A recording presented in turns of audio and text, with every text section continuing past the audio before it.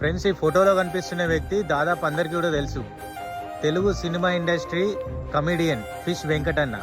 చాలా సినిమాల్లో తన కామెడీతో జనాలను ఎంటర్టైన్ చేసిన బెస్ట్ కమెడియన్ అతను.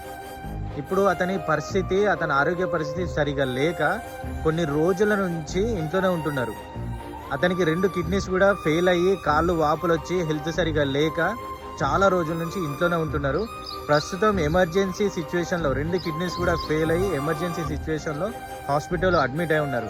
అన్నకి ఫైనాన్షియల్ ప్రాబ్లమ్స్ చాలా ఉండడం వల్ల అతనికి హాస్పిటల్ ట్రీట్మెంట్కి కూడా డబ్బులు లేకుండా అయిపోయినాయి. ఇండస్ట్రీలో అతను చేసిన కామెడీకి అందరూ నవ్వి చప్పట్లు కొట్టిన వాళ్ళు ఉన్నారు. కానీ అతడున్న పరిస్థితుల్లో అతనికి హెల్ప్ చేసే వాళ్ళైతే అసలే లేరు.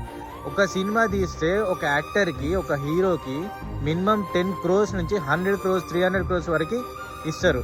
అలాంటిది అతని హాస్పిటల్ ట్రీట్మెంట్కి ఒక 50 లక్షలు, ఒక 10 లక్షలు, ఒక 15 లక్షలు ఎవ్వరు కూడా, ఏ యాక్టర్ కూడా అసలు అతనికి హెల్ప్ చేయట్లేదు.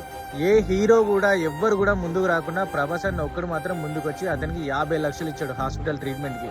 ఇలా మనిషికి వచ్చాయి యాక్టర్స్ కానీ, హీరోయిన్స్ కానీ, ఎవరైనా కానివ్వండి, డైరెక్టర్స్ కానివ్వండి, అతనికి హెల్ప్ చేద్దామనే ఉద్దేశంతో ఎంతో కొంత అతనికి ఇచ్చింది అనుకోండి, నిజంగా మీరు అతని లైఫ్ సేవ్ చేసిన వాళ్ళు అవుతారు.